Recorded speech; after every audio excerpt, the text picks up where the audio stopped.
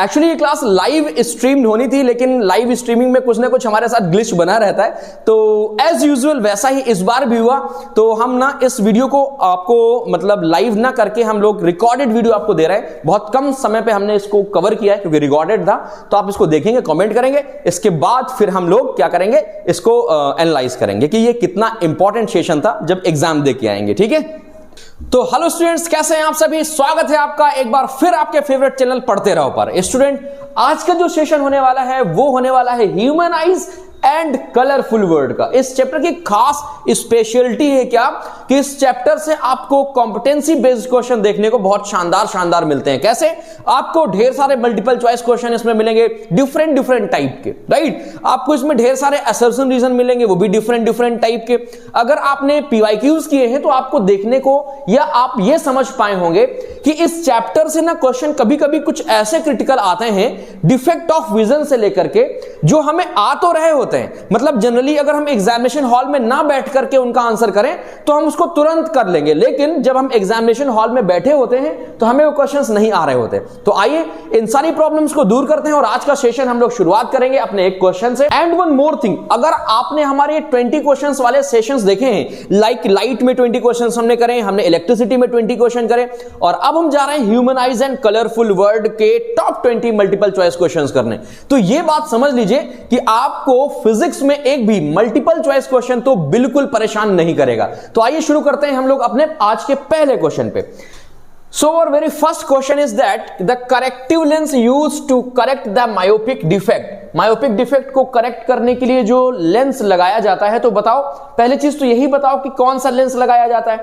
तो आपके मन में तुरंत आंसर आएगा, that is diverging, it mean concave lens. Okay, it forms a virtual image of a distant object. जो दूर की चीजें होती है ना, उनकी वो क्या करता है, एक वर्चुअल इमेज फॉर्म करता है। भाई कॉनकेव का तो नेचर ही है ना वर्चुअल फॉर्म करने का, राइट। अब बच्चों एक बात बताऊं, जो वो वर्चुअल इमेज फॉर्म करता है तो वो रेटिना के लिए एज अ ऑब्जेक्ट वर्क करती है। वो जो वर्चुअल इमेज है वो कैसा वर्क करती है, ऑब्जेक्ट की तरीके। तो क्वेश्चन कहता है, इसमें करेक्ट ऑप्शन हमें बताना है कि इमेज कहां पर बनेगी। तो देखो, near point of the myopic eyes नहीं, फिर कहता है far point of the myopic eyes नहीं। तो ध्यान रखो, इस क्वेश्चन का जो करेक्ट आंसर होगा वो होगा anywhere between the near point and far point, right. जो हमारे पास लेंस है कॉनकेव लेंस, वो क्या करता है, इमेज बनाता है वर्चुअल, वो भी कहां पर, नियर और फार पॉइंट के बीच में। नियर फार पॉइंट आपको क्लियर होंगे। होपफुली आपने मेरी human eyes and colourful word की वन शॉट वीडियो देखी, जो कि बहुत कम टाइम पे हमने सारे के सारे टॉपिक उसमें क्लियर किए हैं, और इन सारी टॉपिक्स, इन सारी बातों पर हम लोगों ने उसमें डिटेल चर्चा की है। ठीक है, चलो आगे बढ़ते हैं हम लोग अपने क्वेश्चन नंबर 2 की तरफ। क्या कहता है क्वेश्चन नंबर 2? कहता है the defective eyes a person has near point 0.5 meter and far point is 3 meter. The power of the corrective lens required, पहला ऑप्शन देखो कह रहा है रीडिंग पर्पस, रीडिंग का मतलब कि U25 होनी चाहिए, पास की चीज आपको दिखनी चाहिए, और दूसरा डिस्टेंट ऑब्जेक्ट। तो देखो, सबसे पहला ऑप्शन है हमारे पास 0.5 डायोप्टर और दूसरा +3 डायोप्टर, राइट। और दूसरा कह रहा है +2 डायोप्टर एंड माइनस का 1/3 डायोप्टर। देखो, ये मैंने दो ऑप्शन इसलिए दिए ताकि आप सॉल्व कर सको इसमें। इसके अलावा भी 2-4 ऑप्शन आपको और दे देगा तो फिर आपको कंफ्यूज होगा। देखो, ऐसे क्वेश्चन ना लास्ट टाइम में बच्चों के बहुत सारे गलत हुए थे। क्यों? हालांकि वो आता उनको सब कुछ है, लेकिन मैं ना बात कर रहा था कि एग्जाम हॉल में कौन कितना अच्छे से परफॉर्म कर पाता है, राइट। तो इसके लिए आपको प्रैक्टिस करनी पड़ेगी। देखो, अगर रीडिंग चाहिए तो U की वैल्यू 25, V की वैल्यू हमारे पास देखो 0.5 मीटर, इसको लिख दिया हमने 50 सेंटीमीटर, माइनस साइन लगा दी। अब जरा देखो, हमारे पास 1, ये माइनस साइन कहां से लगा दी, sign convention, 1/f is equal to 1/u minus 1/v minus 1/u। Value place करो, 1/f की वैल्यू, 1/v की वैल्यू कितनी है हमारे पास, 1/v की वैल्यू है माइनस का 50 सेंटीमीटर, माइनस u की value always negative 25 centimetre, minus minus plus, LCM आया 50, ये आ जाएगा हमारे पास माइनस का 1 प्लस का 2, 1/f। तो यहां से f की वैल्यू कितनी आ गई, 50। जैसे ही power is equal to 1/f में रखोगे, है ना, तो इनटू 100 में रखोगे तो आपको दिख जाएगा कितना, 2 डायोप्टर। तो 2 डायोप्टर इसमें तो है नहीं, इसका मतलब ऑप्शन नंबर बी हमारे पास क्या होगा, करेक्ट होगा। इसी तरह आप इसको भी सॉल्व करेंगे, ठीक है ना, गेस नहीं करेंगे, क्योंकि अगला हो सकता है ऑप्शन इसके अलावा कुछ दूसरा हो, उसमें लिखा हो +2 डायोप्टर एंड -1/3 डायोप्टर, ठीक है। फिर दूसरे में लिखा है कि 2 डायोप्टर 5 डायोप्टर, राइट। तो 2 डायोप्टर देख के टिक नहीं करना, आपको ये कंडीशन भी देखनी पड़ेगी। अब डिस्टेंट ऑब्जेक्ट के लिए यू कैसा रहता है, इनफिनाइट रहता है। वी की वैल्यू हमारे पास गिवन है ऑलरेडी 3, ठीक है। चलो बहुत बढ़िया बात है। बात करेंगे हम लोग क्वेश्चन नंबर 3 की। देखो क्या कह रहा है क्वेश्चन नंबर 3। क्वेश्चन नंबर 3 कहता है the defect of vision in which image of near by object is formed behind the retina. बच्चों जब बिहाइंड द रेटिना की बात आती है तो वो एक ही चीज होती है, वो है फार साइटनेस। सो दो इस क्वेश्चन नंबर 3 का जो करेक्ट आंसर होगा वो क्या हो जाएगा, ऑप्शन नंबर बी। चलो आगे बात करते हैं क्वेश्चन नंबर 4 की। क्वेश्चन नंबर 4 क्या कहता है, क्वेश्चन नंबर 4 आपको विजिबल हो रहा होगा और होपफुली आपको विजिबल है, नहीं है तो कहिए तो मैं छोटा करूं, उसको कोशिश करूं छोटा करने की, ठीक है। चलो देखो क्या कहता है if the curvature of eye lens cause decrease, मतलब कि ये आई लेंस है हमारी, अब इसको क्या हो जाए, डिक्रीज हो जाए, इसका कर्वेचर डिक्रीज हो जाए, ठीक है। Then the refractive defect of the vision will be, तो जो हमारे पास ये जो डिफेक्ट होगा बच्चों, ये होगा हमारे पास कौन सा, मायोपिया। कौन सा होगा, option number A, that is myopia. आप इसको चेक करिएगा, ठीक है। चलो आगे बात करते हैं, ये तो आपको आते होंगे सारे के सारे क्वेश्चंस। आगे बात करते हैं क्वेश्चन नंबर 5 की। क्वेश्चन नंबर 5 क्या कहता है a person near point is at 45 centimetre. Near point कितना दे रहा है, 45 सेंटीमीटर। एंड फार पॉइंट कितना दे रहा है, फार पॉइंट कह रहा है हमारे पास एट 2 मीटर, ठीक है। तो मुझे तो लगता है इसको नियर साइटनेस भी है और फार साइटनेस भी, देखो 2 मीटर, ये भी 25 से कम है, 25 से ज्यादा है। तो इसका तो आंसर आपको सबको पता है कि इसके करेक्शन के लिए हमें पास क्या चाहिए, बाई फोकल लेंथ चाहिए, मतलब कि मायोपिया भी है इसको और हाइपरमेट्रोपिया भी है, ठीक है। चलो भाई बात करते हैं हम लोग अपने अगले क्वेश्चन की। क्या कहता है क्वेश्चन नंबर 5(2) कहता है the phenomena of dispersion prove that, जो हमारे पास फेनोमेना है डिस्पर्जन का, ये क्या प्रूव करता है। देखो white light pass through a transparent medium, या sunlight is made up of 7 colours, dispersion की बात कर रहा है। फिर कह रहा है light travels in a straight line, light travels in a straight line. और अगला क्या कहता है भाई, different colours travel with the same speed. ये तो हो ही नहीं सकता, with passing through the glass slab. तो इसका जो करेक्ट ऑप्शन होगा ये क्या होगा, C, that light travel in a straight line path. जो लाइट है वो कैसी ट्रेवल करती है, स्ट्रेट लाइन पाथ में ट्रेवल करती है। ये डिस्पर्जन फेनोमेना हमें बताता है, क्लियर। चलो आगे बात करते हैं हम लोग अपने क्वेश्चन की तरफ। देखो क्वेश्चन नंबर 6, क्वेश्चन नंबर 6 कहता है देखो थोड़ा नीचे कर देता हूं, कहता है when a narrow beam of white light is passed through 2 identical prism, one placed in inverted with the respect to the other. 2 prism है, एक दूसरे के इन्वर्टेड प्लेस्ड किए गए हैं, then emerging beam will be, that is white light. Newton recombination अगर आपको याद होगा तो न्यूटन रिकॉम्बिनेशन में पहली रे गई 7 कलर्स में डिवाइड हुई और यहां से वापस क्या हुई, एक व्हाइट लाइट में फॉर्म हुई। तो इसका करेक्ट ऑप्शन क्या है, option number A, that is white light, clear.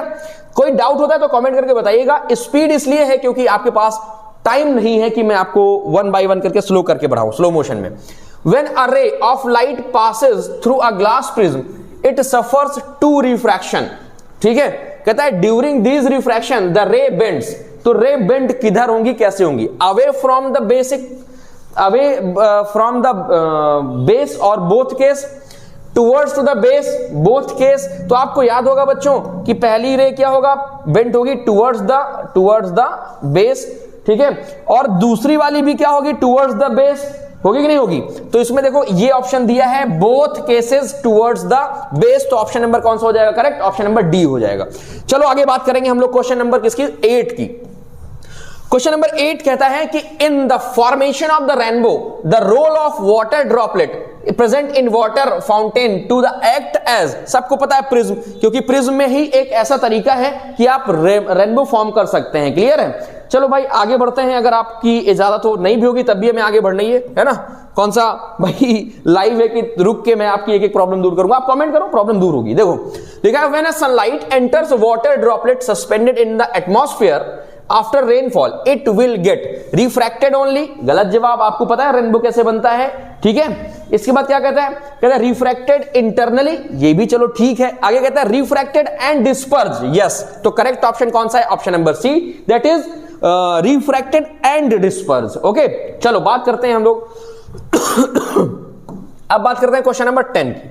Question number 10 देखो क्या कहता है आपसे, क्वेश्चन नंबर 10 कहता है क्वेश्चन नंबर 10 है असर्शन। देखो अब असर्शन रीजन क्वेश्चन आ गया हमारे पास, 10 मल्टीपल चॉइस क्वेश्चन हो गए, 2 और है लास्ट में लगाए हुए हैं, वो भी बहुत इंपॉर्टेंट थे इसलिए मुझे वो लगाने पड़े, बाद में मुझे याद आया। खैर हम बात करेंगे क्वेश्चन नंबर 10 असर्शन रीजन की। तो सबसे पहले तो मैं आपको चारों ऑप्शन याद दिला दूं, ये लिखे हुए हैं, both assertion and reason are true and reason is the correct explanation of assertion. दूसरा, both A and are true but are is not correct explanation of ए, कहता है ए is true but are is false. और तीसरा कहता है ए is false but are is true. ठीक है, चलो ऑप्शन तो तैयार हो गए, अब अगली बार आपको नहीं ऑप्शन पढ़ने पड़ेंगे। देखो option number, question number first कहता है the near point of the hypermetropic eyes is more than 25 centimetre away.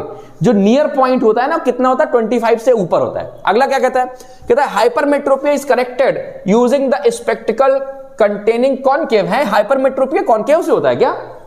अभी तो पढ़ा कि मायोपिया के लिए हम लोग लगाते हैं कॉनकेव, है ना, यहां पर हाइपरमेट्रोपिया, तो इसका ऑप्शन हो जाएगा असर्शन तो ट्रू है लेकिन रीजन हमारे पास क्या है, फॉल्स है। तो इसके लिए कोई ऑप्शन है? Yes, option number C is the correct answer. ठीक है, चलो आगे बात करेंगे। आगे है हमारे पास क्वेश्चन नंबर 11। क्या है क्वेश्चन नंबर हमारे पास 11। क्या कहता है क्वेश्चन नंबर 11? कहता है कि assertion myopia is the defect of vision in which the person can not see distant object clearly. ठीक है, रीजन कहता है this due to the eye ball being too short. नहीं, this is a due to elongation of the eye ball, right. तो इसका correct option क्या हो जाएगा? Assertion is true, A is true and R is false. So option number C for cat. ठीक है, अभी मैं लास्ट में आपको कुछ ऐसे हैक्स बताऊंगा ना किसी दिन, एक छोटी सी क्लास लेकर के, जिसमें आपको अगर क्वेश्चन नहीं भी आ रहा तब भी आप करेक्ट आंसर ही लगाओगे जाकर के, लेकिन इसके लिए आपको लास्ट तक बने रहना पड़ेगा मेरे पास। चलो देखो, असर्शन क्या कहता है? People is black colour. जो पीपल होती है ना वो कैसी होती है? Black in colour. रीजन कहता है people is black in colour as no light is reflected back, क्योंकि कोई भी लाइट रिफ्लेक्टेड बैक नहीं होती। बिल्कुल सही कह रहा है। देखो पीपल ना, जो ब्लैक कलर आपको दिख रहा है उसके अंदर एक होल जैसा रहता है, तो पूरी लाइट को क्या करता है? एब्जॉर्ब करता है, राइट ना। ब्लैक कलर का होने का भी रीजन ये है कि ताकि लाइट को क्या करे, वो एब्जॉर्ब कर सके। तो इसमें हो जाएगा correct A for answer A, both assertion and reason true and reason is a correct explanation of assertion. चलो आगे बढ़े भाई, चलो आगे बढ़ते हैं। अगला क्वेश्चन कहता है हमारे पास the rainbow is a man made spectrum. भाई देखो यही से गलत हो गया, और ये गलत हो गया तो कुछ पढ़ने की जरूरत नहीं है। ए हो गया फॉल्स और आर हो जाएगा ट्रू। इसके लिए मुझे तो पहले से पता है लेकिन आपको रीजन पढ़ना पड़ेगा। देखो क्या कहता है the rainbow is formed in a sky when the sun is shining and presence of water droplet at the same time. ठीक है, तो बिल्कुल सही है भाई। तो असर्शन हमारे पास फॉल्स, रीजन ट्रू। तो हमारे पास ऑप्शन कौन सा हो जाएगा? D for doctor. बहुत दिन बाद देखने को मिला है ये ऑप्शन नंबर डी। ठीक है, चलो क्वेश्चन नंबर हमारे पास 15 क्या कहता है sky appears blue in the day time. हाँ बिल्कुल सही बात है, ब्लू अपीयर करता है। फिर क्या कहता है क्वेश्चन? फिर कहता है हमारे पास white light is compose of 7 colours. हाँ ये भी बिल्कुल सही बात है, बहुत बढ़िया। लेकिन इसमें ना तो एक्सप्लेनेशन है ना तो कुछ है, तो ऑप्शन नंबर बी है। तो दोनों करेक्ट ऑप्शन, लेकिन इसका करेक्ट एक्सप्लेनेशन नहीं है, तो हमने क्या कर दिया?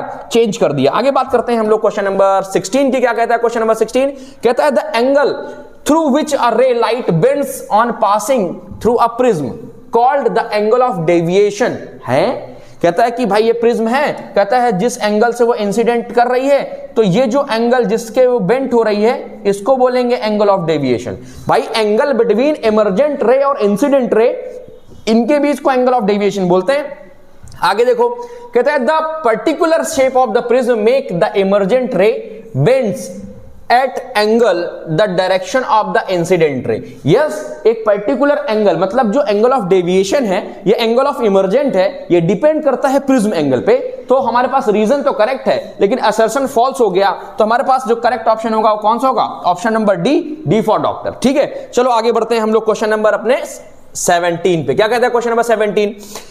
कहता है when object are observe through a turbulent stream in hot air. मान लो कोई गर्म खाना है, खाने भाप निकल रही है, उसके पार आप देखो तो ना चीजें श्रिंक करती हुई दिखाई देती हैं। ठीक है, आगे देखो क्या कहता है? They appear to flicker. Flicker मतलब कि थोड़ा सा मोशन में। कहता है reason hotter air has refractive index less than that of cooler air. बिल्कुल करेक्ट जवाब है, तभी तो गर्म हवा ऊपर की तरफ जाती है, ठंडी हवा नीचे की तरफ जाती है, राइट। तो देखो पहली चीज तो हमारे पास ए करेक्ट है और आर भी करेक्ट है। That's why we choose option number A, क्योंकि रीजन करेक्ट दे रहा है कि ऐसा क्यों होता है। So the option A is correct, assertion true, reason true and reason is a correct explanation of assertion. ठीक है, चलो आगे बात करते हैं हम लोग अपने क्वेश्चन नंबर 18 की। देखो एक फिगर दिख रहा है कि नहीं दिख रहा? दिख रहा होगा, नहीं दिख रहा तो बता दो, होपफुली दिख रहा होगा सर। सर अच्छा इसमें क्या ही कर सकते हैं ना, इसमें तो मेरे को ही देखना है।